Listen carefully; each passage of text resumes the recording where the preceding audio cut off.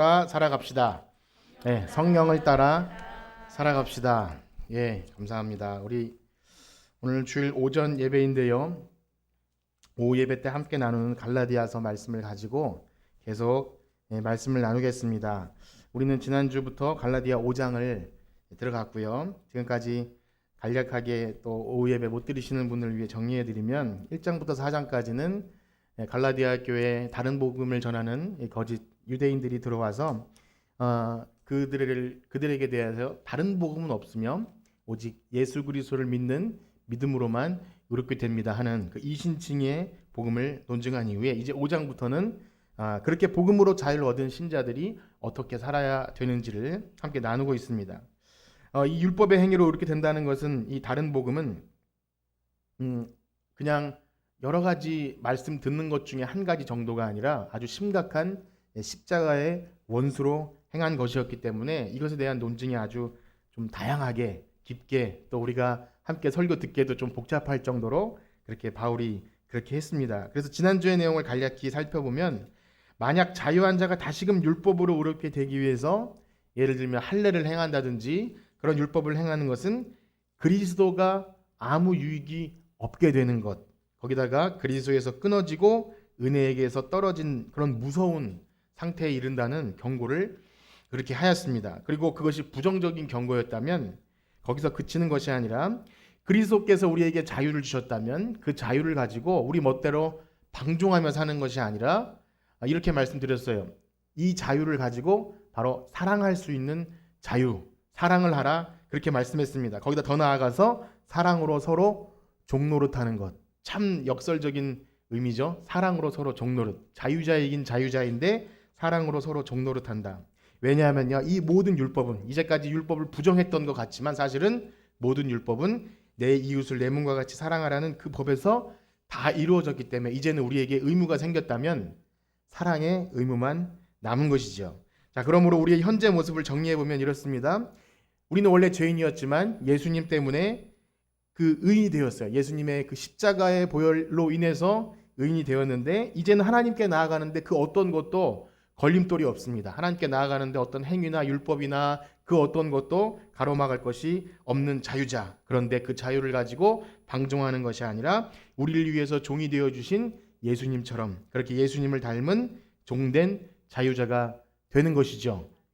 그렇게 여러분 스스로가 여러분의 정체성이 그렇게 여겨지십니까? 예, 다시 한번 옆에 계신 분과 인사합시다. 우리는 종된 사랑의 자유자입니다. 예. 말이 어렵죠? 사랑의 종인데 자유자이긴 자유자인데 종이다. 이것이 우리의 현재 모습이에요. 이것을 항상 잊지 않으시길 축복합니다. 좀 그런 것 같습니까? 여러분의 정체성이 나는 처음에 이런 얘기를 좀 처음엔 듣는다 이렇게 생각되신다면 우리의 신앙을 다시 근본적으로 생각해 봐야죠. 우리가 자유자이긴 자유자인데 사랑의 종된 자유자다. 자, 그런데요, 우리가 이 믿음으로 이렇게 구원받은 신자의 모습, 또 복음을 듣고 예수님 영접하고 오늘 여러분들처럼 이렇게 교회 나와서 앉아서 예배 드리는 우리 지금 이런 모습이 이렇다 하는 자기 정체성을 확실하게 이해하는 것은 너무나 중요합니다. 왜냐하면 성경이 우리에게 주시는 모든 교훈은요, 우리가 주일에 나와서 예배를 드리고 큐티를 하고 묵상을 하면서 듣는 모든 교훈은요, 이 세상에 도덕적인 사람이 되라고 하는 그런 그 착한 교훈이 아니라는 것입니다. 뭐 나쁜 사람이 되라는 것이 아니라 세상에서 도덕적으로 착한 사람이 되기 위한 그런 도덕 교과서가 아닙니다. 거기다가 내가 이렇게 흠이 없는 삶을 살고 그래서 대단해지고 교회 다니는 사람 대단해 이런 칭찬 듣기 위함도 아니죠. 즉 진짜로 거듭나서 성령을 따라 살아가는 신자라면 이제 과거에 종되었던 그 육체의 일을 버리고 이제 내 안에 사시는 성령님께서 원하시는 열매를 맺는 삶, 예전에 과거에 썩어질 것, 그 다음에 세상에 이제 다 불타서 멸망할 것들을 여전히 내가 가지고 사는 것이 아니라 성령의 열매를 맺고 사는 것, 그것이 우리의 삶입니다. 만약 이 신분을 우리의 상태에 온전한 이것을 깨닫지 못하고 신앙생활하면 두 가지로 나가게 되어 있습니다. 먼저는 이런 거예요. 이제까지 그토록 종의 멍에를 매지 않고 자유자가 되라고 하셨는데 새로운 멍에를 매는 거예요. 도덕적인 멍에. 그래서 내가 이걸 잘하면 누군가에게 인정을 받든지 아니면 나는 잘하는데 저 사람 잘하지 못하니까 비판을 하는 정죄를 하는 그런 신자가 되죠. 굉장히 독선적이고 좀 바리새인 같은 그런 신자가 되는 하나의 유형이 있는가 하면, 다른 하나는 이 교훈들이 너무 힘겹고 버거워요. 그래서 교회 나왔는데 왜 이렇게 힘들게 내 그 정서와 맞지 않는 착하게 살아야 되고 또 사랑을 해야 되고 오래 참아야 되고 하는 그런 십자가를 다시 지게 되는 그런 무서운 부담감. 그래서 그거 다 하지도 못하면서 교회에 다니는 사람들은 다 가식적이야. 사실은 그렇지 않으면서 사랑하는 척해라고 오해를 하게 되기도 한다는 것입니다. 그래서 다시 한번 재차 강조하지만 이 교훈들은요, 아무에게나 주어지는 것도 아니고 아무도 그렇게 살아낼 수가 없습니다. 아무에게나. 오직 이 교훈은요, 이제 앞전에 말씀드린 바와 같이 믿음으로 이렇게 돼서 우리의 정체성은 원래 죄인이었지만 이제 예수님 때문에 종이 아니라 자유자야. 그러나 이 자유가 방종하는 자유가 아니라 예수님의 그 사랑을 따라서 사는 그런 자유자야라는 그런 정체성을 가진 신자들이라면 마땅히 살아내야 할 그런 것들이라는 것입니다. 그렇게 믿어지십니까? 그래서 여러분 바라기는요, 오늘 말씀을 통해서 세상의 지식이 아닌 그리스도 안에서 새 생명을 얻은 그런 새롭게 함을 받은 지식을 가지고 우리 자신을 발견하고 그런 새 사람에 대한 신분으로서 어떻게 살아야 되는지를 확실히 알고 돌아가시는 여러분들 되시길 간절히 축복합니다. 자, 그래서 이제 우리 16절 17절 말씀 한번 같이 읽어보겠습니다. 갈라디아서 5장 16절 17절 우리 마이크 가지고 계신 분도 같이 읽어주시고요. 시작. 내가 이르노니 너희는 성령을 따라 행하라. 그리하면 육체의 욕심을 이루지 아니하리라.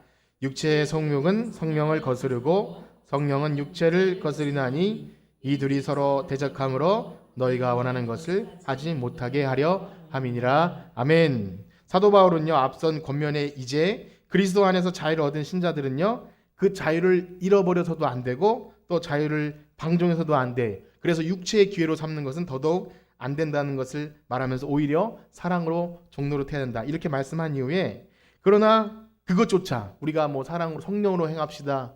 그래서 하나님이 원하시는 열매를 맺읍시다. 라고 이제 말씀을 드리겠지만 우리의 육체의 본성으로는 그것이 가능하지 않다는 것입니다. 그래서 그 일을 위해서는 성령의 도우심이 필요하기 때문에 지금부터 할 말은 성령을 따라 행하라. 그리하면 육체의 욕심을 이루지 아니하리라. 그 얘기를 지금부터 하게 될 것입니다. 그런데 17절에 보면 우리가 읽은 것처럼 육체의 소욕은 성령을 거스르고 성령은 육체를 거스리나니 이 둘이 서로 대적함으로 너희가 원하는 것을 하지 못하게 함이니라. 이것을 읽어보면 뭔가 이렇게 둘이 대치하는 싸우는 그 그림을 볼 수 있는데 참 특별한 표현이죠. 우리 속에 두 세력이 싸워요.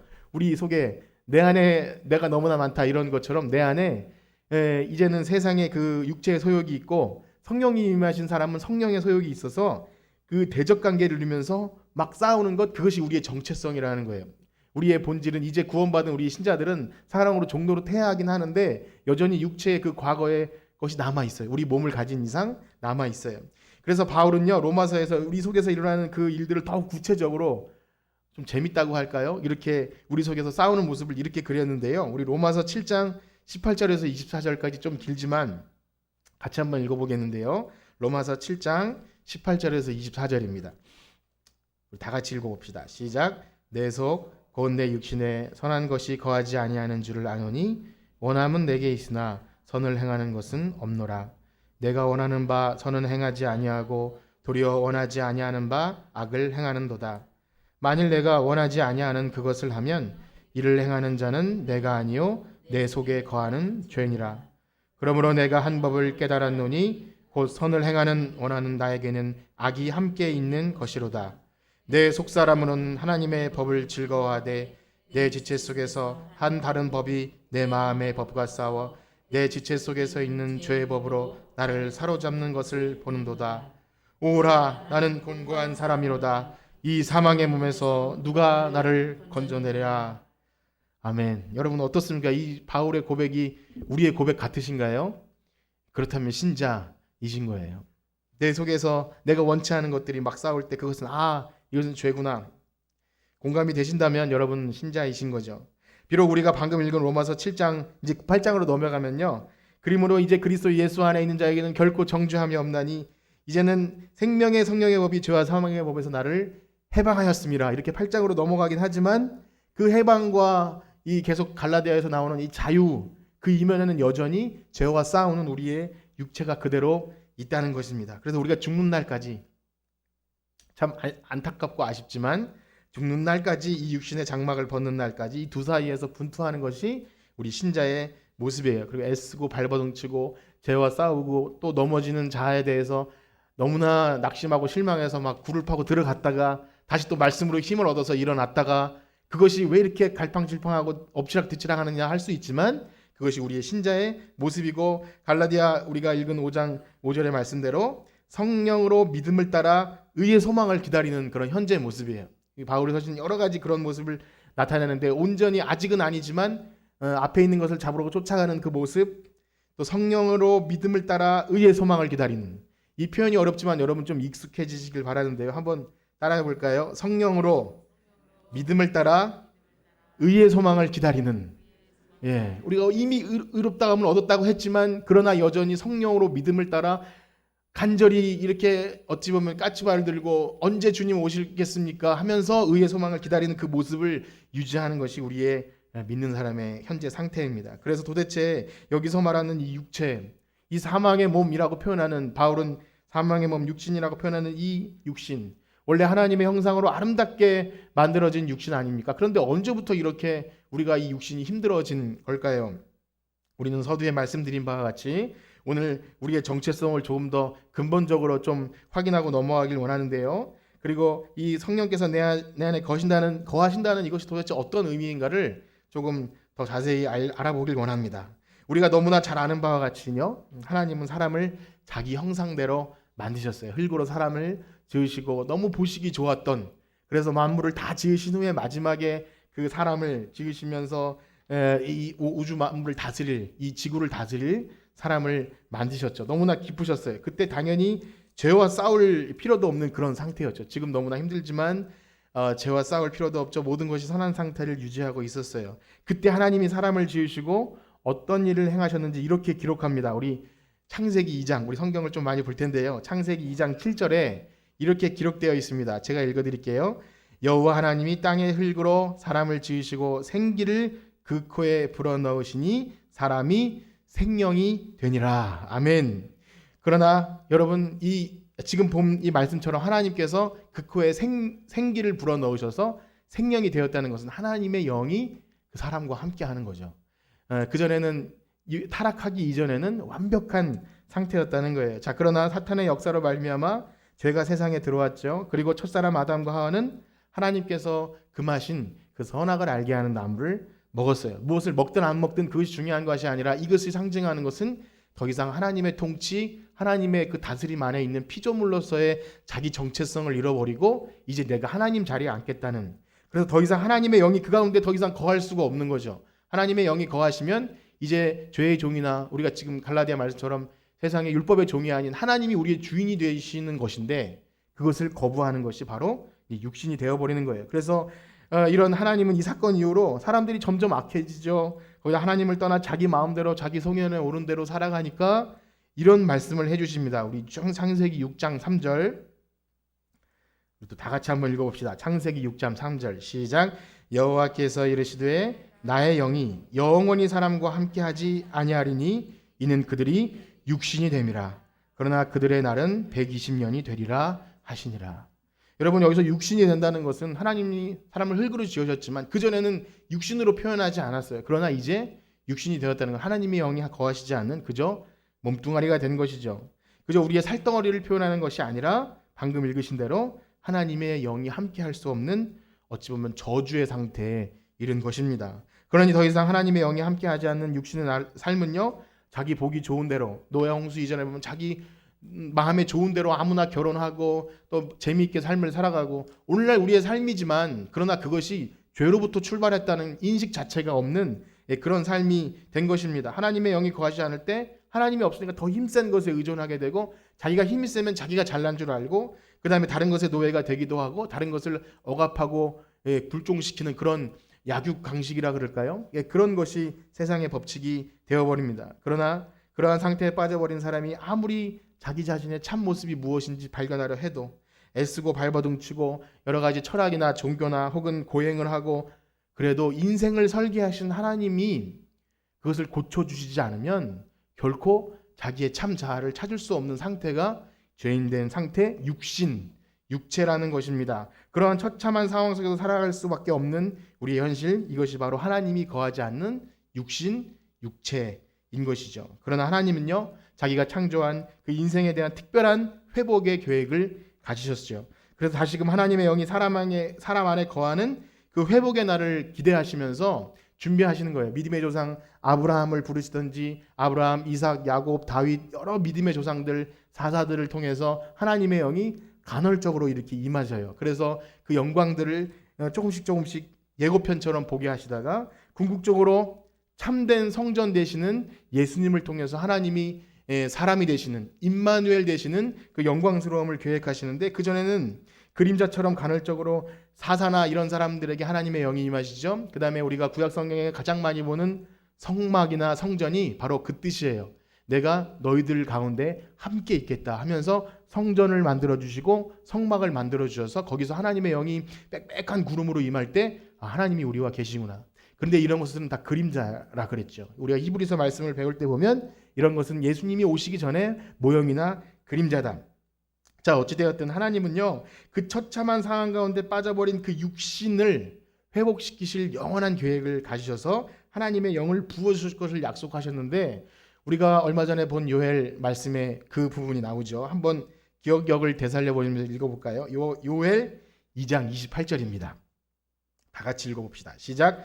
그 후에 내가 내 영을 만민에게 부어주리니 너희 자녀들이 장래일을 말할 것이며 너희 늙은이는 꿈을 꾸며 너희 젊은이는 이상을 볼 것이며. 아멘.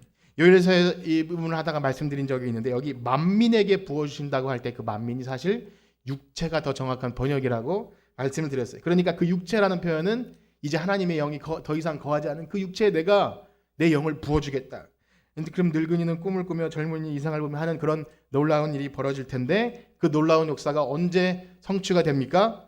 우리가 너무나 잘 아는 그 오순절 마가요한의 다락방에 사도행전에 보면요, 예수님의 말씀을 믿고 성령을 보내주시라 한 예수님의 말씀 믿고 거기서 열심히 모여서 기도하는 제자들에게 급하고 강한 바람처럼 성령이 임하시고 방언이 터지고, 그리고 막 기도하니까 지나던 사람들이 저 사람들 술 취했다, 지금 대낮에 무슨 이렇게 술 취해서 뭐 하는 것이냐 할 때 베드로가 이렇게 얘기하죠. 우리 사도행전입니다. 사도행전 2장 14절에서 17절 다 같이 한번 읽어봅시다. 시작. 베드로가 11사도와 함께 서서 소리 높여 이르되 유대인들과 예루살렘에 사는 모든 사람들아, 이 일을 너희로 알게 할 것이니 내 말에 귀를 기울이라. 때가 제3시니 너희 생각과 같이 이 사람들이 취한 것이 아니라 이는 곧 선지자 요엘을 통하여 말씀하신 것이니 일러스되 하나님이 말씀하시기를 말세에 내가 내 영을 모든 육체에 부어주리니 너희의 자녀들은 예언할 것이요 너희의 젊은이들은 환상을 보고 너희의 늙은이들은 꿈을 꾸리라. 아멘. 내 영을 어디에 부어주신다고요? 육체에 부어주신대요. 제대로 이제 된 겁니다. 육체에 부어주십니다. 그렇습니다. 우리는 바로 하나님이 그토록 원하시는 하나님의 형상으로 창조된 그 목적대로 살기 위해서 하나님이 오래전부터 계획하신 그 하나님의 영을 이제 육체에 부어주실 건데, 그 성령님이 우리에게 임하신 줄 믿습니다. 우리는 지금 그 시대를 살아가고 있는 거예요. 하나님의 영이 우리 가운데 거하시는 놀라운 역사가 우리 가운데 있는 거예요. 그래서 요한복음 말씀에 보면요, 이것을 의도적으로 이렇게 기록합니다. 예수님께서 제자들에게 너희들 성령을 받으라 할 때 좀 이런 특이한 표현을 쓰세요. 요한복음 20장 22절인데요. 우리 또 다 같이 읽어볼까요? 시작. 이 말씀을 하시고 그들을 향하사 숨을 내쉬며 이르시되 성령을 받으라. 아멘. 우리가 아까 창세기 읽을 때 제일 처음에 하나님이 그 코에 생기를 불어넣어 주신 것처럼 예수님은 창조자시잖아요. 하나님이신 예수님이 숨을 내쉬면서 성령을 받으라 하신 것은 의도적으로 요한이 이제 새 창조다, 이것은 하나님의 영이 사람에게 임하는 새 창조를 일으킬 것이다 라고 하는 그런 놀라운 일을 보여주시고 있는 것입니다. 자, 이제 본론으로 돌아와서 본론으로 돌아온다니까 좀 그렇죠. 지금 육체 얘기를 한 거예요. 원래는 우리의 상태가 그런 육체 상태다, 하나님의 영이 거하지 않는 그런 육체 상태였지만 이제 우리에게 이 육체라는 의미가 어떤 것인지 이제까지 설명드렸지요. 바로 그러한 맥락에서 우리의 현재 상태를 이해하면 우린 조금 더 우리를 어떻게 하면 성령을 따라 행한다는 것이 무엇인지 알 수 있게 됩니다. 즉 우리는요, 우리가 믿음으로 구원받았다는 것은 이제 더 이상 죄의 상태, 저주의 상태에 있는 것은 아니에요. 그것은 분명합니다. 물론 헷갈릴 때도 있다고 말씀드렸지만 우리가 의인 되었다는 것은 분명해요. 하나님의 영이 거하시는 이상 더 이상 육체의 것이나 과거에 우리를 얽매였던 그 모든 것들도 우리를 어떻게 할 수 없어요. 그리스도 예수 안에 있는 자에겐 결코 정죄함이 없느니라. 죄와 사망의 법에서 생명의 성령의 법에 우리를 해방하였다고 말씀하셨기 때문에 우리는 의심할 여지 없이 자유인이에요. 하나님의 백성입니다. 그런데 앞에 갈라디아 5장 17절 또 로마서 7장 우리가 앞에 읽은 것처럼 우리의 상태는요, 예수님이 다시 오실 재림의 때까지 성령의 의의 소망을 기다리는 그러한 상태예요. 믿음으로, 성령으로, 믿음으로 의의 소망을 기다리는 상태. 그러니까 우리의 상태를 맨 처음 말씀드린 것처럼 의롭게 되었지만 여전히 그 의로움을 기다리는 상태. 그래서 믿음으로 구원받고 여러분 성령의 임재를 경험했지만 여러분 과거에 다 그런 체험이나 또 그런 게 다 있지 않습니까? 개인적으로 이렇게 정말 하나님이 나를 사랑하시고 내가 철저한 죄인이고 십자가 나는 원수를 행했고 그러나 예수 그리스도의 십자가가 나를 이제 해방시켰고 나는 의인이야라고 그런 경험했지만 여전히 우리 속에 남아있는 육체의 모습들이 몸이 그것을 기억해요. 예전에 잊을 수 없는 개그 프로그램에서 그 자매가 이젠 죽었지만 그런 개그를 했어요. 그 거지였다가 이렇게 부자가 됐는데 아주 좋은 음식 레스토랑과 이런 걸 누리면서도 막 이렇게 음식물을 챙기면서 몸이 그것을 기억해요. 이런 뭐 무슨 웃자고 한 얘기는 아니지만 그런 우리에게 습성이 여전히 기억하는 거죠. 우리의 죄악된 것, 예전에 행했던 그런 추하고 더러운 것들이 우리가 의인 되었다고 이렇게 했지만 여전히 그런 것들이 불쑥불쑥 나타날 때 성령님은요 그걸 너무나 싫어하시는 거예요. 야 너 의롭게 된 성도 아니냐? 너 의롭게 된 신자가 여전히 그 더러운 것 가지고 있을래? 그렇게 할 때 막 싸운다는 겁니다. 그러면 어찌 보면 우리가 가만히 있으면 성령님이 당연히 더 센 하나님이시니까 나는 가만히 있으면 성령님이 그 육체의 소욕을 싸워서 이겨주시겠지라고 하고 뭐 배째라 그리고 누워 있으면 될 일인가요? 그것을 우리는 유체 이탈 화법이라고 얘기하죠. 우리가 여기 보면서 내 안에 여러 가지가 있다고 했지만 정말 어떤 사람이 사람을 괴롭히고 때리고 나쁜 짓 해놓고 그것은 내가 한 게 아니고 내 속에 거하는 죄가 한 거예요 라고 말하면 어떻게 되죠? 정신병원으로 끌려갑니다. 아니면 더 가중처벌 받아요. 우리가 만약에 죄를 짓고서 그건 내 속에 거하는 죄고요. 성령님 힘 좀 내세요. 저랑 싸워 이겨주세요라고 말하는 것은 유체이탈 화법이라는 거예요. 죄를 짓는 것도 나고 성령으로 그것을 힘써 싸워서 죄와 피 흘려 싸우는 것도 나예요. 그 그리스도의 의인된 신자가 그것을 잃어버리면 그냥 이상한 종교가 되어버리는 것입니다. 우리 안에 거하시는 성령님은 우리와 온전히 하나가 되셔서 싸우길 원하시는데 나는 그냥 내버려두고 성령님이 알아서 하세요라고 말하는 것은 이단으로 갈 가능성이 굉장히 높은 것이에요. 그래서 우리는 믿는 신자는요 한 인격체 안에 모든 일이 일어나는 거예요. 내가 넘어진 것도 내가 넘어진 거예요. 그러나 성령님은 탄식하시면서 우리를 일으켜주시겠죠. 그래서 진짜 구원받은 성도는요 죄의 유혹 앞에 그냥 배째로 내버려두는 것이 아니라 죄와 피 흘리기까지 싸우고요 기도하고 말씀 보며 또 성령님의 도우심을 간구하고 성령 충만을 위해서 또 간구하고 살아갑니다. 성령님이 내 안에서 일하심을 통해서 죄의 유혹을 이겨내고 오늘도 실수하고 넘어지고 또 그랬지만 하나님 도와주세요. 제가 이렇게 연약한데 제가 또 말씀 의지하지 못했습니다 하면서 자꾸만 이렇게 진정 구원받은 신자는 그 모습을 계속 유지하는 거예요. 그런데 바울은요 이 중요한 싸움을 이제까지 논의되어 온 율법과 관련해서 이렇게 얘기를 합니다. 우리 갈라디아 5장 18절 한번 읽어보겠습니다.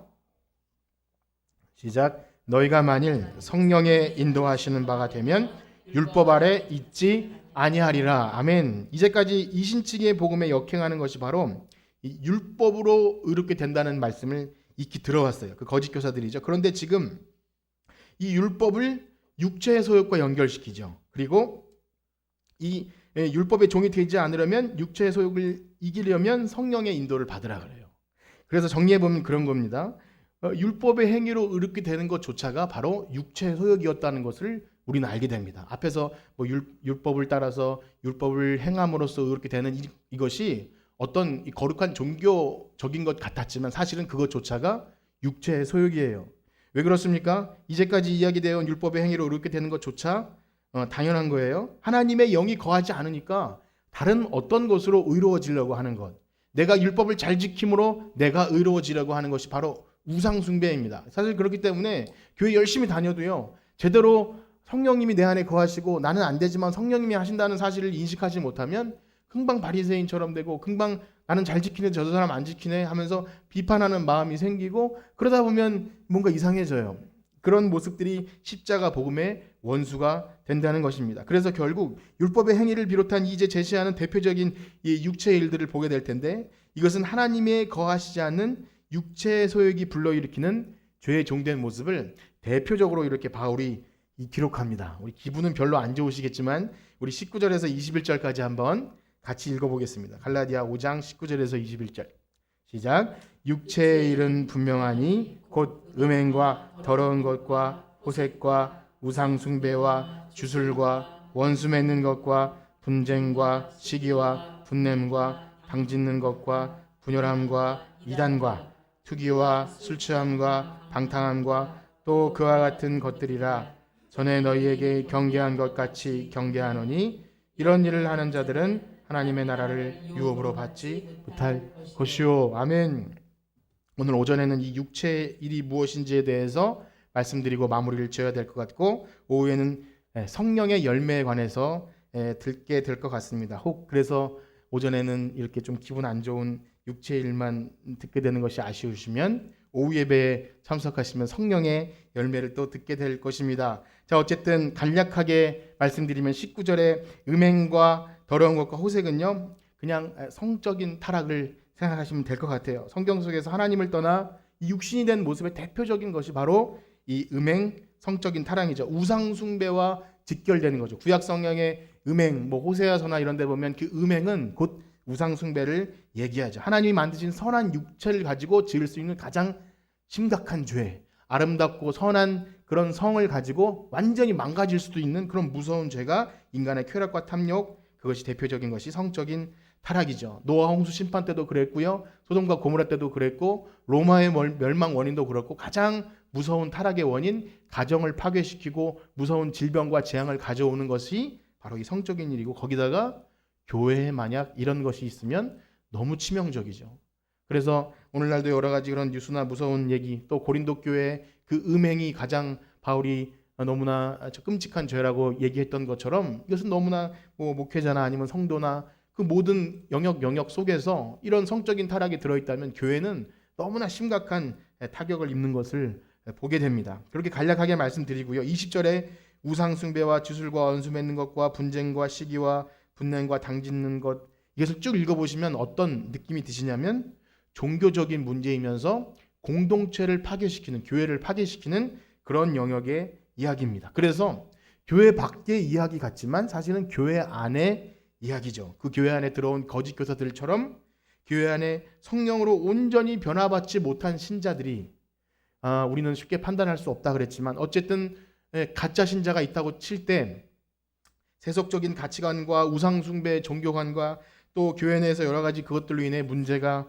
발생하게 되고, 너무나도 분명하고 뚜렷한 그런 그리스도의 십자가의 복음의 원수로 세속적인 가치관, 세속적인 기복신앙, 또 우상숭배, 그리고 무속신앙과 비슷한 것을 교회에 가지고 들어와서 그것이 뭔가 대단한 것이 있는 양 말할 때, 그리고 또 자기의 여러 가지 세상에서의 지위와 세상에서 알아주기 원하는 것을 교회 안에 갖고 들어와서 또 자기를 알아주기 바라는 그런 마음을 가지고 그렇게 할 때 그것은 분열시키고 또 공동체를 파괴하고 자기 편을 만들려고 그러고 자기 세력을 만들려고 하는 그런 모습들, 그런 모든 것이 교회를 파괴한다는 것이 육체의 소욕의 대표적인 일 중에 하나라는 것입니다. 그래서 후에 이 성령이 충만한 성령의 열매를 보시게 될 텐데, 성령의 열매의 중요한 상징은 뭐냐면 사랑이고 연합이고 참아내고 이 공동체를 유지하는 거예요. 어떤 모습이든지 간에 자기가 잘났고 분열하고 그래서 막 공동체를 파괴하는 어떤 것이든지 간에 성령께서 역사하시는 일은 아니다.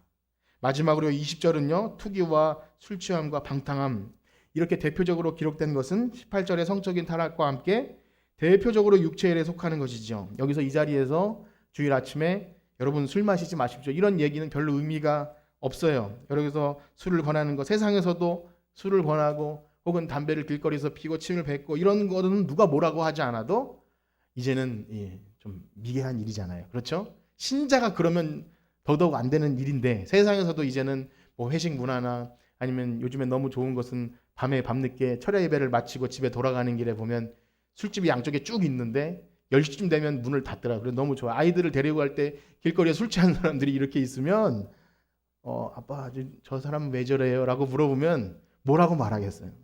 술 먹은 개다 이렇게 표현하면 너무 그렇지 않습니까? 한 영혼에게. 그런데 그것이 너무나 말해요. 어떤 집사님이 그러고 있다고 생각해 보세요.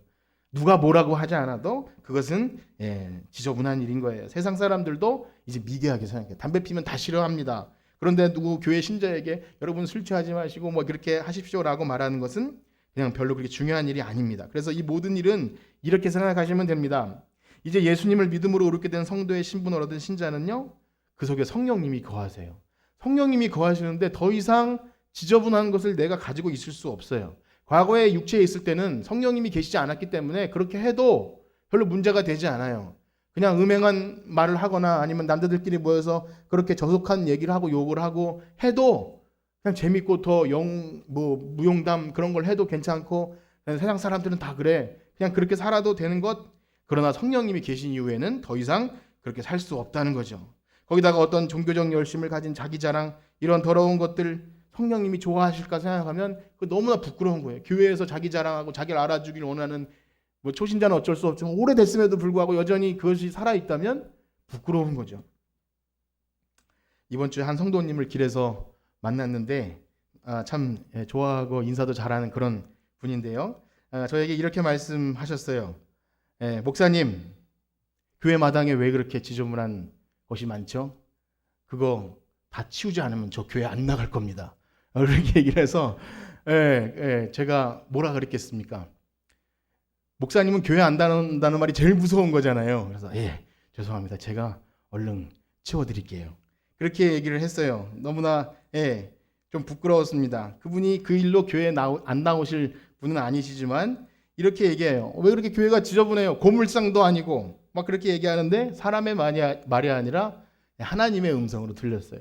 그렇지 않습니까? 사람이 모이는 교회 건물도 지저분하면 기분이 별로 좋지 않은데 하물며 성령님이 거하시는 우리의 몸이 거룩한 성전이라 그랬는데 더러우면 성령님이 좋아하지 않는 거죠.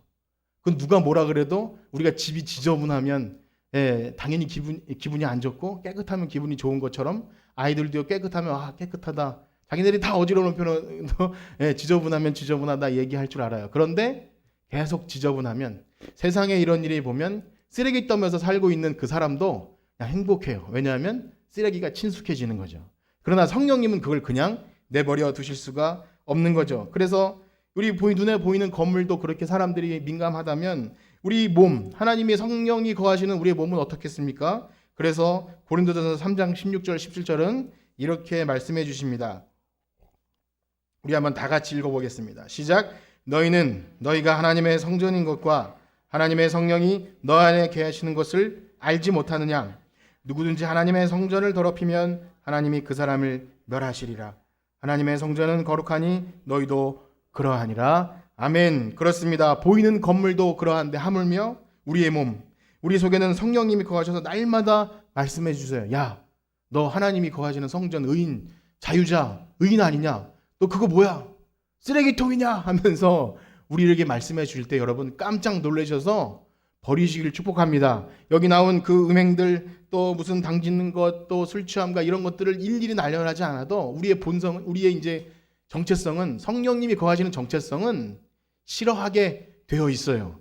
그것이 무시하지 마세요. 그 성령님의 민감함을 무시하지 말고 조금이라도 거리낌이 있으면 물론 율법적으로 혹은 이렇게 뭔가 두려워하는 마음으로 그런 것이 아니라 아주 지식으로 하나님을 아는 그 지식을 가지고 그런 우리가 쓸데없는 것들을 걷어내는 것 너무 중요합니다. 우리는 분명 자유자유 하나님이 모든 것을 받는 왕의 자녀인데 그런 썩어질 것, 음란한 것, 우상숭배, 자기자랑 여전히 있다면 성령님이 근심한다는 것입니다. 여러분 바라기는요. 이제 구원받은 우리는 의인이고 하나님의 거룩한 성전이라는 사실을 깨달으시고 여러분 육체의 정욕을 이길 힘 주시는 성령님을 의지해서 날마다 육체의 욕심을 버리고 성령을 따라 행하는 참된 자유자로 살아가시는 여러분들 되시길 간절히 축복합니다. 아멘. 우리 찬송 부르며 봉헌 시간 갖도록 하겠습니다.